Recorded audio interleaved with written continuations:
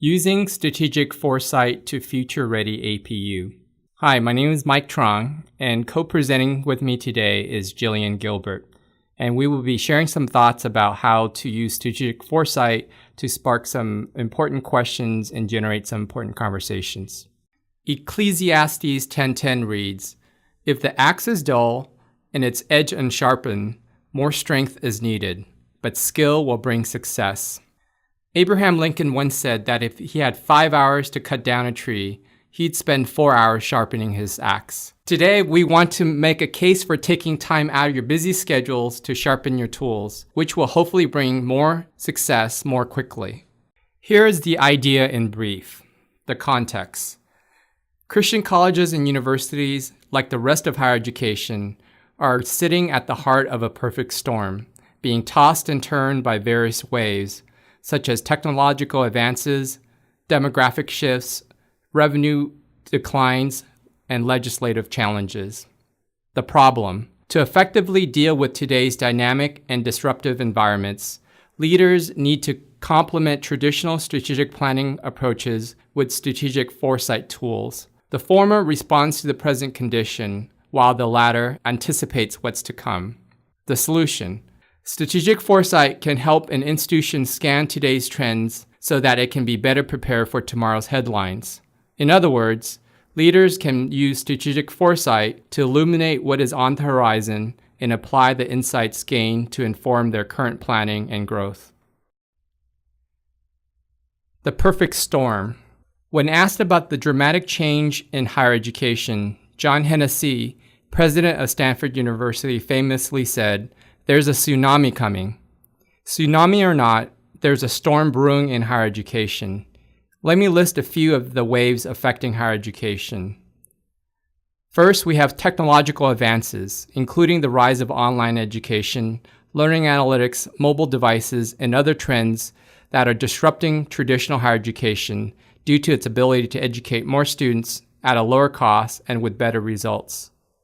The changing student demographics, namely the growth of non-traditional, non-white students in the next 20 years, will bring new expectations and require new models of support services currently not available at many institutions. For tuition-dependent private institutions, net student revenues are declining, tuition and discount rates are increasing, and students are incurring more debt. The unbundling of the degree is chipping away at core businesses of many educational institutions, whereby students are piecing together courses to get to their degree. And lastly, legislative challenges such as AB 1888 and SB 1146 are putting pressures on religious schools to redefine their identity and mission.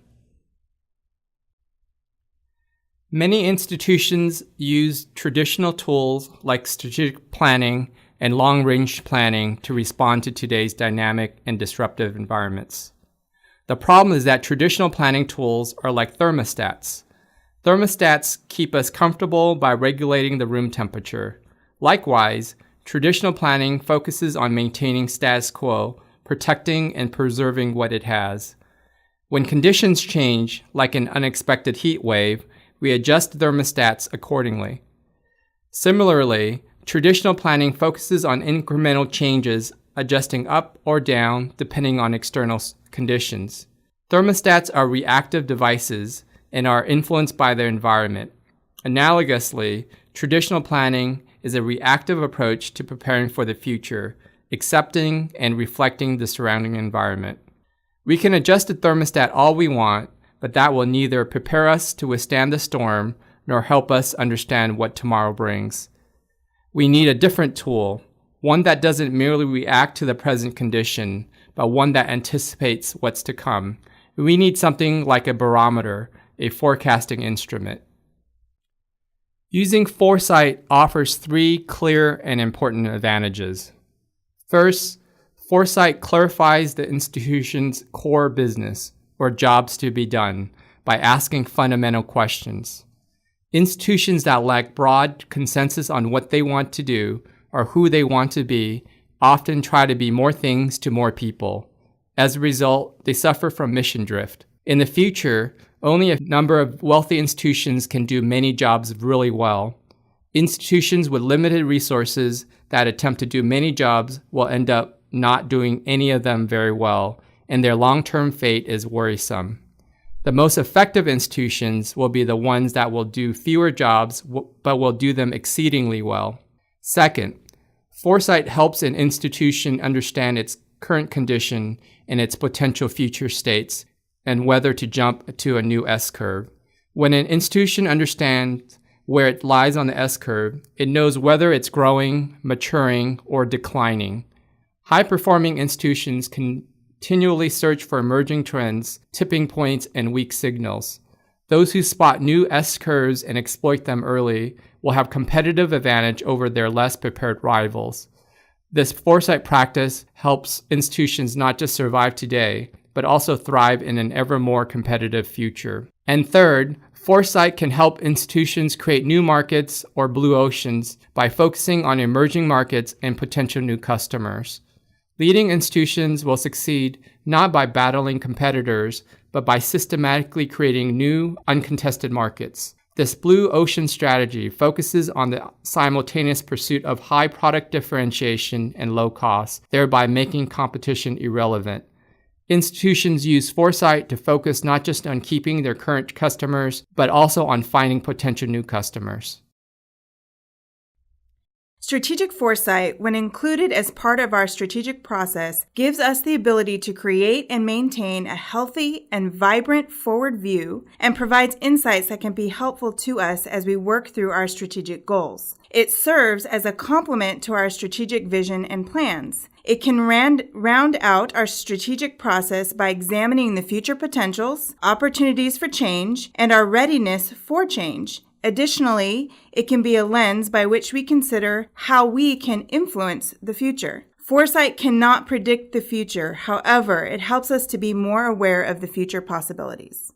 To explain a little bit more about where strategic foresight fits in the whole strategy process, we can look at it this way. We can look at the jungle, which is right in front of us, and it's usually about 1 to 2 years out or even shorter. This is usually where we spend a lot of our time and effort. Yearly calendars, upcoming events, desired outcomes in the near future. Within higher education, there are cycles, recruiting cycles, reporting cycles. All of these fundamental and important activities reside within the jungle and is usually driven by our strategic planning. The plains, if we can get past the jungle and look out onto the plain, we can usually gain a broader picture of strategy. We can turn left to right, backwards and forwards, and have insight into where we have come and where we are going. We can see more clearly which way is north and which way is south. We can see what is coming. In the plains is where we are able to practice our strategic thinking and strategic decision making. We can establish the 3 to 5 year strategic vision, looking at the overall organizational direction past our daily needs of planning. But if we can look at the horizon,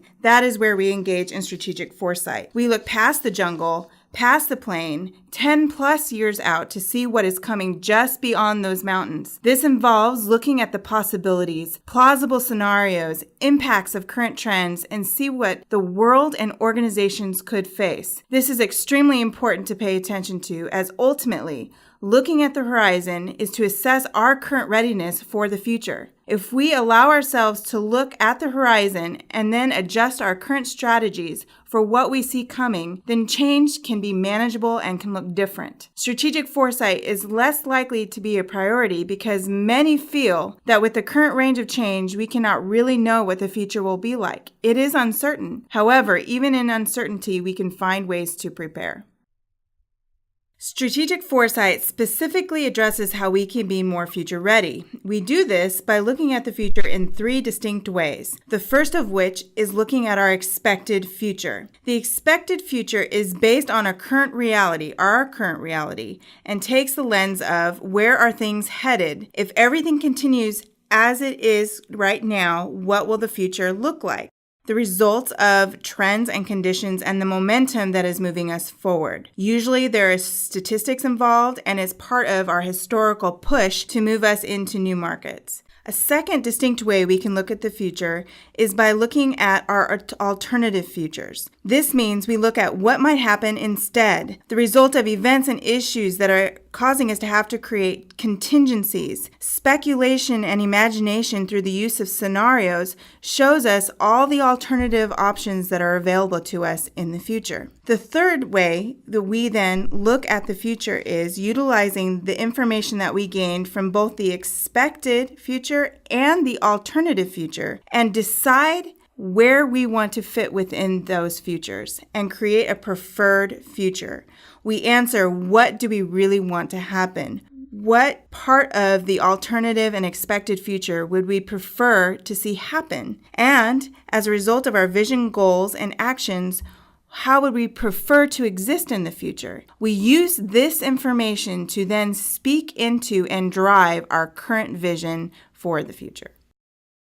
There are several tools that were used within strategic foresight. I'm going to highlight 3 of them. The first is that strategic foresight allows us to test assumptions about the future. In traditional strategic processes, organizational vision and strategy create assumptions about the future, but foresight tests those assumptions to see if they are accurate and plausible. A second tool used within strategic foresight allows us to dream productively. It provides methods to ideate about the future while also focusing on key ideas that make the organization most future ready. A third tool that strategic foresight uses allows us to illuminate the emerging innovations. There are several innovations that are not yet discussed within the mainstream. These innovations can have dramatic advantages to the organization if we pay attention to them. The sooner we are aware of the emerging innovations, the longer we have to implement them before the innovation is mainstreamed. It provides an avenue for us to remain sustainable and have competitive advantage.